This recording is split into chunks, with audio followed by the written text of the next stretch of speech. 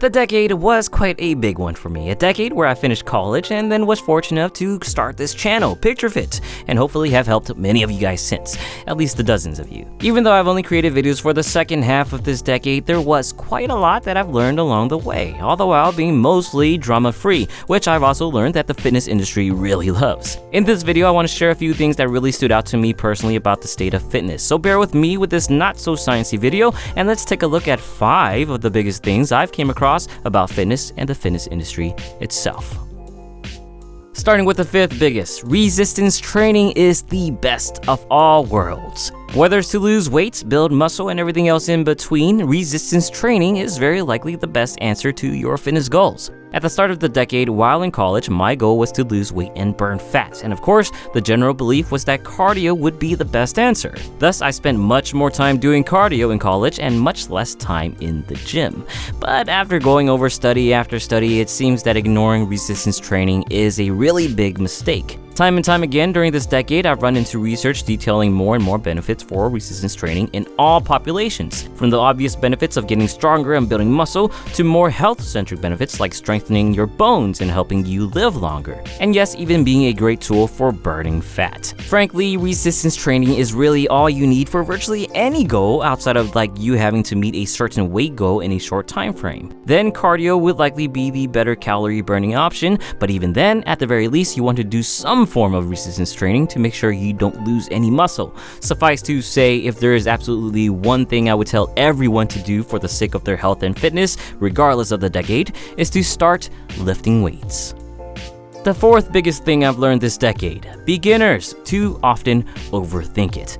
Now, I'm not trying to personally attack any of you guys here, but too many times I've seen beginners not realize that they're beginners. And that leads to making very poor decisions and overly focusing on small details while missing the bigger picture. Like, should they eat fewer carbs on their off day when they're not even getting 40 grams of protein per day? Or should they be worried about muscle imbalances and plateaus when they've only been training for 2 months? Many of us need to take a step back into the basics. Get on a beginner's program, learn what your TDEE is or what TDEE is, make sure you get enough protein, and get enough sleep. Now, in fairness, it's not really the beginner's fault. To be honest, the fault usually lies with the industry itself, sometimes myself included.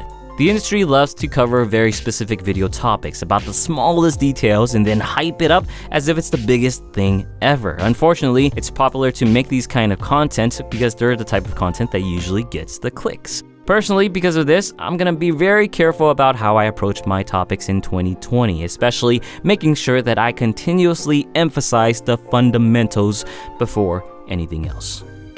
Number 3 of the things I've learned this decade is fads are popping up more and more, and some are staying for longer.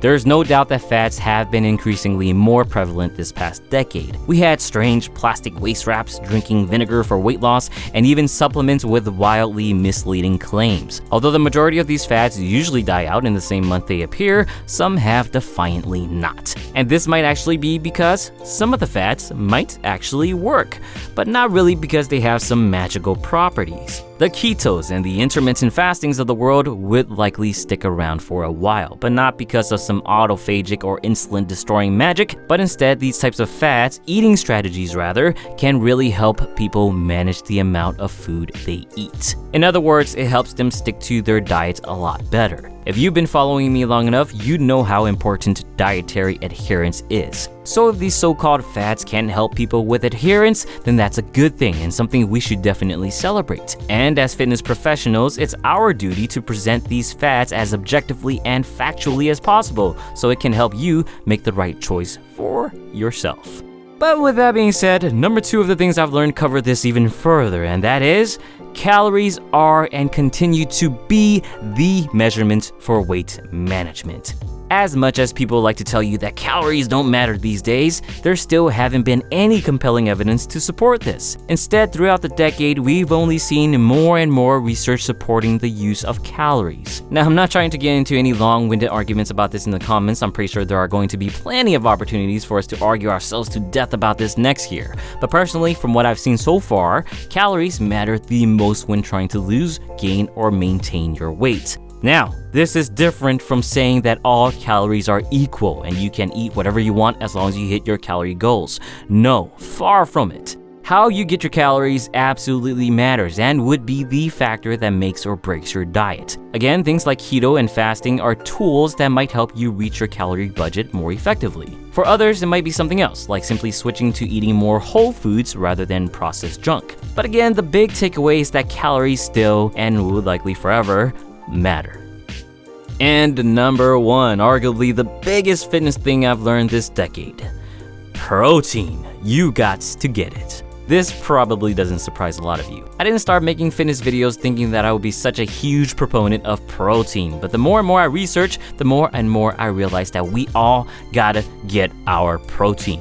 If resistance training is the biggest piece of a successful exercise program, then protein is the big dog of all successful diets. It just does a lot of good. And perhaps the one thing I found most fascinating about protein is that we're typically told to eat less if we want to lose weight, but that doesn't apply to protein. With protein, you're more than likely better off eating more, because protein can actually help you eat less, help preserve your muscles, and even help you burn more calories. Freaking amazing. And of course, if you want to bulk up, then protein is a no-brainer. Simply put, you gotta get your protein.